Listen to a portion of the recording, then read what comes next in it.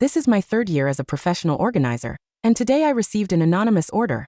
When I arrived at the client's home, the entire apartment was strewn with sex toys. The girl looked at me, embarrassed. Sorry you had to see this.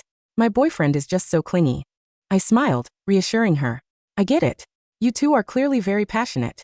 It means you have a great relationship. To my surprise, she brightened up. You don't know the half of it. My boyfriend just can't keep his hands off me once he sees me. Last time, we were right in the middle of dinner, and he just had to grab me for a quickie. And he still wasn't satisfied afterward. He didn't stop all night. My legs felt like jelly when I went to work the next day. I told him I couldn't take it anymore, but he insisted it was a sign of his love. I looked at the signs of their passionate encounter all over the room, then thought of my fiancé, Ethan, who hadn't touched me in 3 years. I shook my head, ready to start working. Just then, the client's phone rang. She blushed, looking at me. See, he wants me again. The caller ID clearly displayed Ethan Vance. But wasn't that my sexually unresponsive fiancé? Chloe turned, slipped into the room, and picked up the call. Ethan, you miss me that much? Then come over today, please. The male voice was silent for a moment, then agreed. But no staying overnight, okay? I'll make it up to you next time. I froze, mechanically putting on my mask and gloves. A voice in my head screamed, desperately telling me it was just a coincidence, just a similar name and voice. I pulled out my phone and opened my chat with Ethan Vance. The last message was him wishing me a happy birthday. I quickly typed a few words. What time do you get off work today? Then I turned off my screen and started working. Chloe's coy, flirty voice from her call kept drifting into my ears, but I pretended not to hear it. Usually, time flies when I'm working, but today seconds felt like hours. By dinner time, the living room was already tidy. I adjusted my expression. Ms. Miller, your order was for 2 days. I'll come back tomorrow to organize the bedroom. Chloe saw the spotless living room and grabbed my hand, her eyes sparkling. Wow, thank you. Hee, my boyfriend is coming over soon and he'll be so happy to see the place clean. Though tonight he's going to have me pinned down again. I forced an unnatural smile and left the apartment. Pulling out my phone, I saw Ethan had only replied to my message 5 minutes ago. Overtime at the office today. Can't have dinner together. I'll be back late. Overtime again. He started his own law firm 6 months ago and often didn't come home until midnight. But I never worried. After all, Ethan was sexually unresponsive. He would even vomit uncontrollably if he was intimate with a woman. I gripped my phone tightly, letting out a long breath, trying to calm the bitter wave rising in my chest. Just then, Ethan's second message came through. Honey, happy birthday. I know organizing involves a lot of bending over, so I specially ordered you a massage chair. It's already been delivered home. Sorry I can't be with you tonight. Once this busy period is over, I'll make it up to you properly. Seeing the words "make it up to you," my eyes welled up. Ethan was always so thoughtful. For 3 years, no matter how busy he was, he always kept my well-being in mind. How could a man like that be the same man who was flirting with another woman on the phone just now? I must be too tired lately, my nerves are shot, I misheard. That night, I returned home to find a huge massage chair sitting quietly in the living room. I lay down, feeling the relief on my back, and that little flicker of doubt in my heart vanished. I habitually opened Instagram, just scrolling casually before bed. Suddenly, a newly posted update popped into my view. It was from today's client, Chloe Miller. It was an intimate photo, not showing faces, just a man and woman intertwined in dim light. The caption read, "He said this was his way of making it up to me." My breathing instantly hitched. In the photo, the man was tightly embracing the girl's waist, and on the back of his hand, gripping the bedsheet, there was a dark brown scar. That scar, I would never mistake it in this lifetime. 3 years ago, after my night shift, I was dragged and sexually assaulted by several strangers. It was Ethan Vance, passing by, who fought desperately to save me. That scar was left when he took a blow for me then. Later, I suffered from severe depression and wanted to die. He, as my lawyer, stood by me to win the case, sending the bad guys to prison, and pulling me out of the abyss. It was natural for us to become a couple, but for these 3 years, every time things got intimate, right at the last step, Ethan would suddenly rush into the bathroom and vomit violently. He'd apologize to me with a pale face, saying he had a psychological barrier. Because I felt for him, and because I was grateful to him, I never doubted him for a second. I even thought a sexless marriage for life was fine. But now, this man was sweating it out on another woman's bed. I trembled all over, my stomach churning. With trembling hands, I screenshotted the post and sent it to Ethan exactly as it was. My fingers stiffly typed a few words. When you're with her, don't you feel like throwing up? Less than a minute after I sent the message, Ethan's FaceTime call came through. I took a deep breath and pressed the answer button. On the screen, Ethan wore a neat shirt, gold-rimmed glasses perched on his nose. The background was clearly his law firm office. Anya, What's with that bizarre screenshot you sent? He frowned slightly, a hint of helplessness in his voice. I've been at the firm all night reviewing case files. I haven't even had dinner. Are you overworked lately, starting to overthink again? He turned the camera around. Files were piled on his desk. He was indeed alone. Seeing the bloodshot eyes, my tense nerves suddenly relaxed, and a wave of immense guilt washed over me. I'm sorry, Ethan. The scar on that person's hand looks so much like yours. Silly, he smiled gently. All scars pretty much look the same. Get some sleep. I'll be home soon. In the middle of the night, there was a faint sound from the front door. Ethan hugged me from behind, whispering in my ear, Anya, happy birthday. Honey, I missed you so much. An indescribable impulse surged through me. I turned and climbed onto him, actively kissing his lips. Ethan stiffened for a moment, but quickly responded with fervor. We kissed and caressed in the darkness. Everything was going incredibly smoothly. Just as I thought we could finally overcome that obstacle, Ethan suddenly pushed me away as if electrified. He stumbled into the bathroom, and immediately, heart-wrenching sounds of vomiting echoed from inside. I lay stiffly on the bed, his warmth still lingering on my body, but tears silently soaked into my pillow. Immense feelings of hurt and humiliation enveloped me. Sure enough, it still wasn't possible. I wouldn't force him anymore. The next day, I composed myself and, as agreed, returned to Chloe Miller's apartment to finish the remaining work.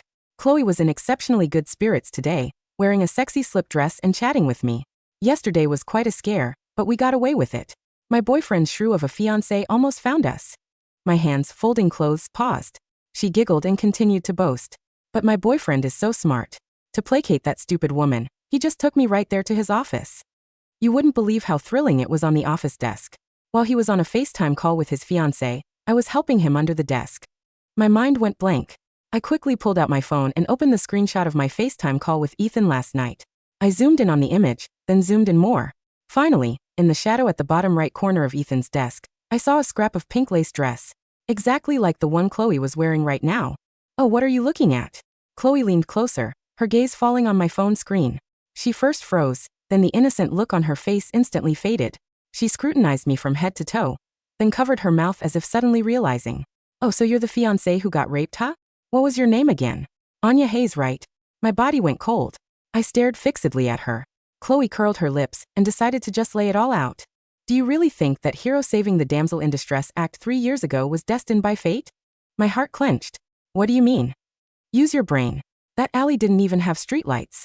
How could Ethan just coincidentally be passing by there in the middle of the night? Chloe giggled. Those strangers? Ethan actually paid them to put on a show for you, just so you'd be completely devoted to him. What are you saying? I felt like I'd been plunged into an ice bath. 3 years ago, I was about to confess my feelings to my crush from college, whom I'd liked for years.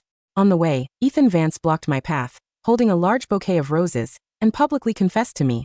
I rejected him without hesitation. I'm sorry, Ethan. I have someone I like, and I'm going to see him today. I still remember how Ethan, always so proud, instantly had his face darken when he heard that. At the time, I just thought he was bowing his head in sadness. But I never imagined that it was on that very night I was dragged into that unlit dead-end alley. Too bad the act went too far, though. Chloe leaned closer to me. He didn't expect those strangers to get carried away by lust and get serious. Even though Ethan sent them to prison, he's been completely disgusted by you inside. He told me every time he sees you, he remembers you being pressed down by those men. He thinks you're tainted goods. He couldn't even get it up with you, so how could he possibly touch you? A loud, heavy slap landed squarely on Chloe Miller's face.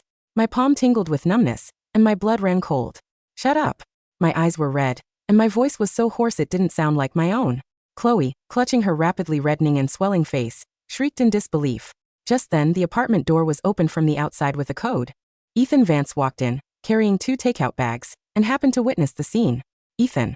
Chloe's tears instantly burst forth, and she flung herself into Ethan's arms. She hit me. Your fiancé is so mean. The moment Ethan saw me, a flicker of panic crossed his eyes. But when he saw the slap mark on Chloe's face, that bit of guilt instantly turned into accusation. Anya Hayes, what are you doing? He pulled Chloe behind him, frowning at me. What couldn't you talk about calmly? Why resort to violence? When did you become such a shrew? A shrew, me? I pointed at this disgusting pair, tears of despair streaming down my face. Ethan Vance, that act you put on 3 years ago was so convincing. Hearing me bring up 3 years ago, Ethan's face changed, but he quickly forced himself to be calm, sighing. Since Chloe has already told you, I won't hide it anymore. It was indeed an accident back then, but I also paid the price and got you justice, didn't I? He sounded self-righteous. I just can't get past it emotionally. Every time I touch you, I feel disgusted. What am I supposed to do? But I never thought of abandoning you. Our wedding next month will proceed as planned. I will still take care of you, and I'll continue to cover your mom's medical expenses. I just need Chloe to take care of my needs. You can be Mrs. Vance, and we can all just live in peace, right? Chloe, hiding in his arms, peered out and provocatively raised her eyebrows at me. I looked at this man before me, finding him terrifyingly unfamiliar. So his heroic act back then was just a calculation. And his kindness to me for these 3 years, was it just charity? Ethan Vance, you disgust me. I wiped away my tears, my back stiffening. Cancel the wedding. I returned to the apartment we shared, packed my things, and moved back to my mom's old apartment. Walking in, my mom was sitting on the sofa, wearing her reading glasses, happily cutting out wedding decorations. Seeing me return with my suitcase, she froze. Anya, what's wrong?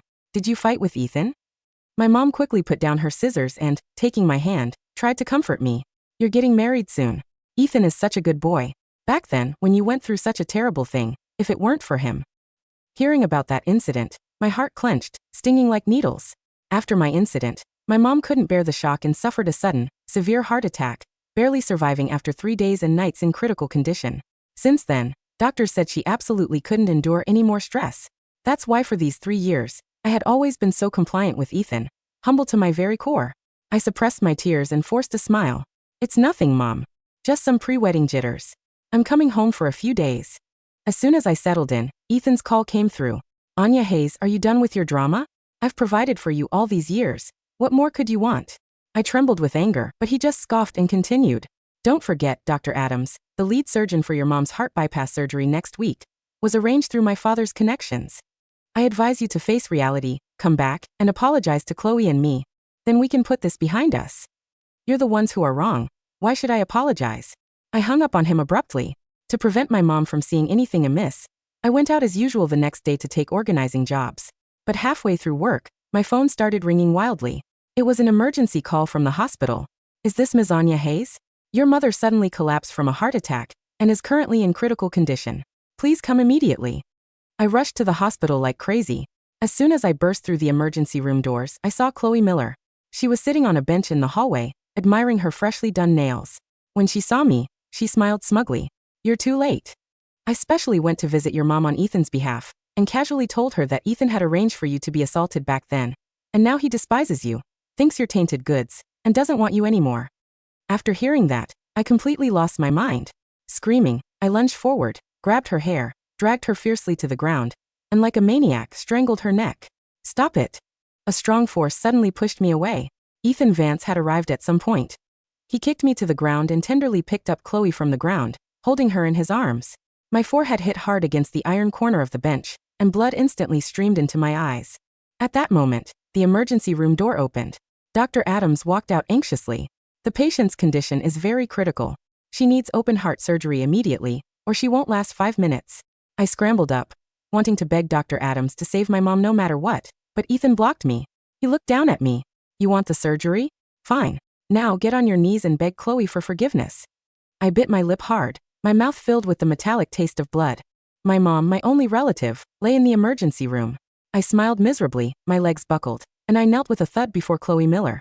I'm sorry. I raised my hand, slapping myself repeatedly across the face. I was wrong. Please save my mom. My face stung, but my heart was already numb. Chloe snuggled into Ethan's arms, curling her lips in satisfaction. Only then did Ethan snort coldly and nod to Dr. Adams. I slumped down outside the cold emergency room, praying for a miracle. After what felt like an eternity, the doctors slowly wheeled a gurney out. I scrambled forward on my hands and knees but stopped stiffly. On the gurney, there was only a stark white sheet, quietly covering my mom's face. The white fabric of the hospital sheet was cheap, thin and slightly gray under the harsh fluorescent lights of the corridor. It didn't look like a shroud, it looked like laundry that had been washed too many times. I stood there, my hands hanging at my sides. My face was still throbbing, the skin on my cheeks hot and raw from the slaps I had dealt myself on the cold linoleum floor to satisfy Chloe's smug amusement. A single drop of blood, dark and heavy, dripped from the cut on my forehead, landing on the toe of my worn leather shoe with a quiet, wet tap. Oh no. Ethan's voice was low, carrying a synthetic, heavy-handed pity as he stepped up behind me. He reached out to lay a hand on my shoulder, but I didn't flinch. I didn't move at all. I was as still as the form beneath the sheet. The doctor did everything he could. Her heart. It was just too weak. It was her time. Her time. I repeated, my voice flat, entirely empty of the ragged, desperate wailing they wanted to hear. Yes, Ethan sighed, his hand tightening slightly on my shoulder, a gesture that was meant to be comforting but felt like the grip of a predator securing its prey. But don't worry. I'm still here. I'm your family now, Anya. The wedding. Next month. We'll keep it quiet, out of respect for your mother. But it will. Proceed. I'll handle the funeral costs. You don't have to worry about a thing. Beside him, Chloe was applying a fresh layer of pink lip gloss, her eyes watching me through the reflection of the glass window of the recovery room. Yeah, Anya, Chloe said, her voice sweet and high-pitched. Ethan's so generous. After everything you've been through, most men would have thrown you out of the house years ago. You're lucky he's so loyal. I looked at the white sheet covering my mother's face. She had died believing I was tainted. She had died believing the daughter she had raised with such pride was nothing but a broken, discarded thing that had to beg a wealthy lawyer for charity. The last words she had heard in her life were Chloe's sharp, cruel whispers, telling her that the hero who had saved her daughter was the very man who had paid to have her ruined. A year ago, those words would have broken me. I would have collapsed onto my mother's body, screaming at the sky, demanding to know why the universe was so cruel. But today, the fire in my chest didn't burn. It went cold.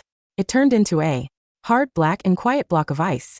Thank you, Ethan, I said, my voice smooth, steady, and entirely devoid of any tears. You're right. You're the only family I have left. Ethan's grip on my shoulder relaxed. A sudden, small flash of relief crossed his eyes. He had expected a scene. He had expected me to scream, to accuse him, to point my finger at Chloe and demand justice.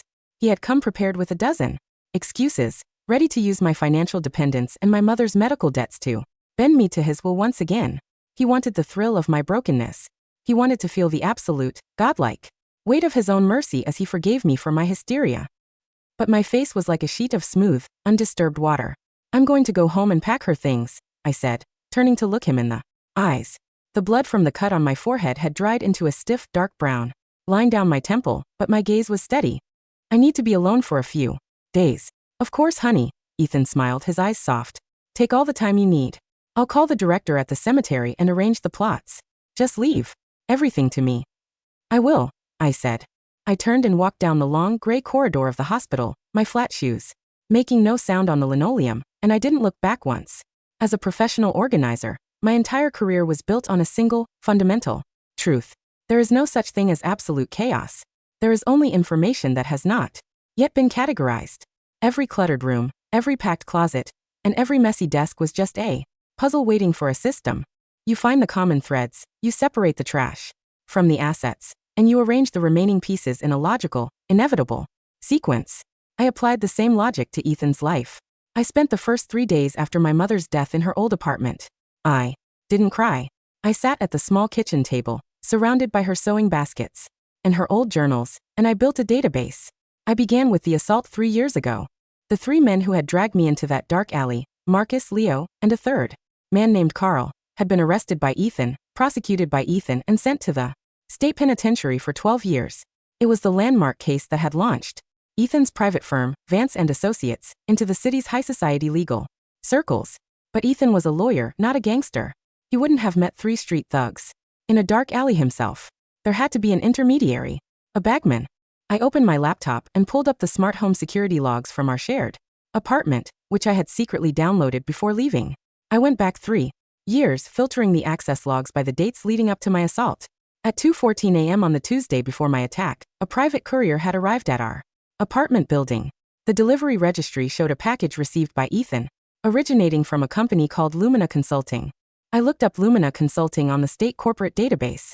It was a shell company, registered under a dummy address in Delaware.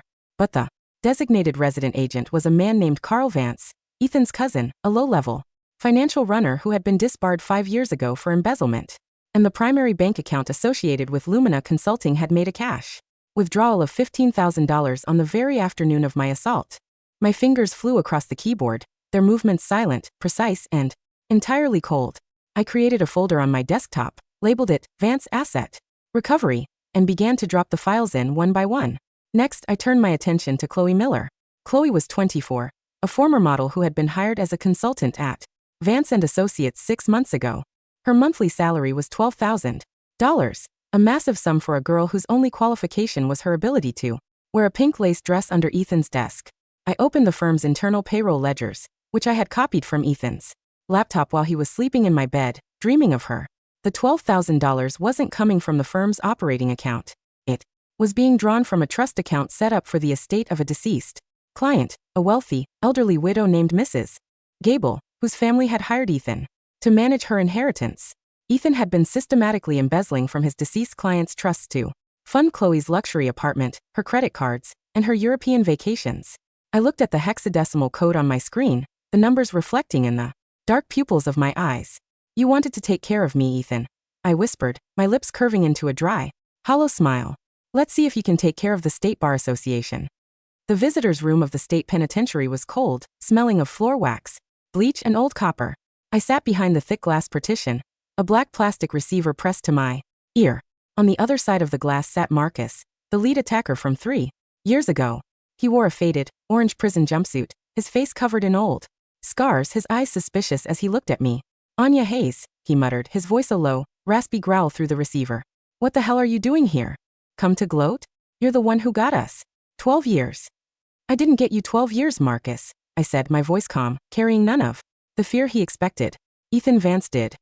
Marcus snorted, a dry, ugly sound. "Ethan was our lawyer. He said he'd get us off with a suspended sentence if we put on that little show for you. He said it was just a scare, to make you run into his arms. And then he took the evidence to the grand jury himself," I said, sliding a printed copy of the bank transfer logs from Lumina Consulting against the glass. "He used your confessions to win his landmark case, got himself promoted to senior partner, and left you to rot in a high-security cell for 12 years, while he spent the $15,000 he promised your cousin Carl." Marcus stared at the papers. His breathing became heavy, his chest rising and falling against the gray plastic of the table. He promised Carl the money would be in a trust," Marcus whispered, his knuckles turning white as he gripped the receiver. He said he'd have us out on parole in 3 years. "There is no parole for first-degree sexual assault in this state, Marcus," I said, my voice cool and clinical. "Ethan knew that. He's a Harvard law graduate. He used you as a ladder to climb into high society, and then he pulled the ladder up and burned it." I leaned closer to the glass. "I can file a formal motion for a post-conviction review based on prosecutorial misconduct and judicial fraud," I said. "I can prove that the prosecuting attorney, Ethan's college roommate, withheld the financial connection between the defense and the plaintiff's family. But to do that, I need your signed affidavit detailing the original deal." Marcus looked at the paper, then at my face. He saw the cold, unyielding determination in my eyes, the absolute lack of the broken, terrified girl he had pressed into the dirt 3 years ago. "Give me the pen," he said. The wedding was scheduled for a Saturday afternoon at the St. Jude Cathedral, the oldest, most prestigious church in the city. Ethan had spent $40,000 on the floral arrangements alone, wanting to ensure that the event was covered by the local society pages. He wanted the world to see him as the ultimate gentleman, the brilliant, wealthy lawyer, marrying the tragic, fragile girl he had saved from the streets. I stood in the bride's dressing room, looking at the massive white silk gown hanging on the rack. It was beautiful, heavy with hand-stitched lace and thousands of tiny pearl beads. The door to the dressing room opened, and Ethan walked in. He was wearing a tailored midnight blue tuxedo, his hair perfectly parted, his gold-rimmed glasses gleaming under the soft yellow lights of the room. He looked at me, a soft, indulgent smile on his face. "Anya," he said, walking over to wrap his arms around my waist. "You look beautiful. Have you put on your makeup yet? The press is already waiting outside." "Not yet, Ethan," I said, my voice quiet as I stepped out of his reach to adjust the train of the dress. "I was just looking at the slideshow the media coordinator prepared for the reception." "Ah yes," Ethan smiled, his eyes warm. "The photos of our 3 years together. It's a beautiful tribute, Anya. It will show everyone how strong our love is." "It will," I agreed. The door burst open and Chloe walked in wearing a tight, off-the-shoulder pink lace bridesmaid dress. She was holding a champagne flute, her face flushed with alcohol and excitement. "Ethan, the registrar is here," she said, her voice high and giggly as she shot a provocative, mocking glance at me. "The guests are all seated. The Bar Association's regional president is in the front row. We need to go." "I'm ready," Ethan said, adjusting his collar. He turned to me, his tone turning into the lecturing, patronizing voice he had used for 3 years. "Anya, remember to smile when you walk down the aisle. Don't look so solemn. This is the happiest day of your life. I won't forget, Ethan, I said. As they walked out, Chloe stopped near the door, leaning close to my ear as she whispered, "Enjoy your white dress, Anya. But remember, when the lights go out tonight, he'll still be coming back to my bed. Tainted goods don't get to have the real husband." I looked at her pink lips, the heavy scent of her sweet perfume filling the small dressing room. "I hope the dress fits you, Chloe," I said softly. "Because you're going to be the one wearing it soon." The St. Jude Cathedral was packed to the rafters. Over 400 guests, judges, politicians, wealthy corporate clients, and the senior partners of the city's top law firms, sat in the carved oak pews there, diamonds and silks glittering under the soft light of the stained glass windows. At the front of the altar stood Ethan, his posture straight, his head held high, looking like a king awaiting his coronation. The heavy, resonant chords of the pipe organ began to play the wedding march. The double doors at the back of the church swung open. I walked in, but I wasn't wearing the $40,000 white silk gown. I wore a simple, sharp black wool coat, my hair pulled back in a tight, neat bun, my face clean of any makeup. The dark red cut on my forehead was fully visible, a stark, violent contrast to the clean white roses that lined the aisle. The organ music faltered, the high notes trailing off into a confused, discordant hum as the organist stopped playing. The whispers in the pews rose like a tide. Is that the bride? Why is she wearing black? What happened to her face?" Ethan's smile froze on his face. He took a step down from the altar, his brow furrowing in a sudden, furious panic. "Oh no. What is this joke? Where is your dress? Why are you dressed like a widow?" I didn't answer him. I walked to the center of the altar, my flat leather shoes making a clean, hollow sound on the stone floor. I reached into my pocket, pulled out a small remote controller, and pressed the button. The massive multimedia screen behind the altar, the one set up to show our romantic slideshow, instantly lit up. But it didn't show photos of our college years or our trips to the beach. It showed a high-definition video of Marcus, the lead attacker, sitting in his orange prison jumpsuit. His voice, clear, raspy, and amplified by the cathedral's high-fidelity sound system, echoed through the stone arches. "My name is Marcus Vance. 3 years ago, Ethan Vance paid me and my cousins $15,000 to stage the assault on Anya Hayes. He told us he needed to look like a hero, so she would marry him. He promised we'd get a suspended sentence, but he used our confessions to launch his own law firm and left us to rot in prison." The crowd of 400 guests let out a collective, sharp intake of breath. "This is a lie," Ethan screamed, his face turning a dark, liver-colored purple, as he lunged toward the AV booth. "Turn it off. Turn the power off." But the screen changed. It showed the bank transfer logs from Lumina Consulting, the cash withdrawal receipts, and the copy of the $15,000 check signed by Ethan's cousin Carl. And then the screen changed again. It showed a clear, high-definition audio recording of Chloe Miller's voice, her words echoing through the church like a bell.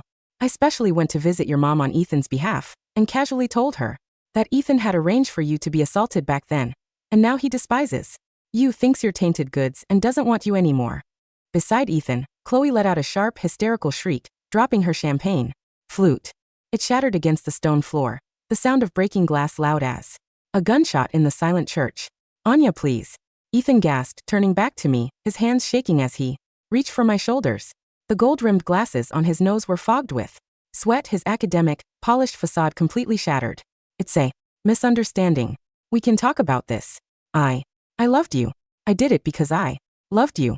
"You didn't do it because you loved me, Ethan," I said, my voice calm, flat, and carrying the absolute weight of the law. "You did it because you're a parasite. You needed a broken, dependent victim to make you feel powerful.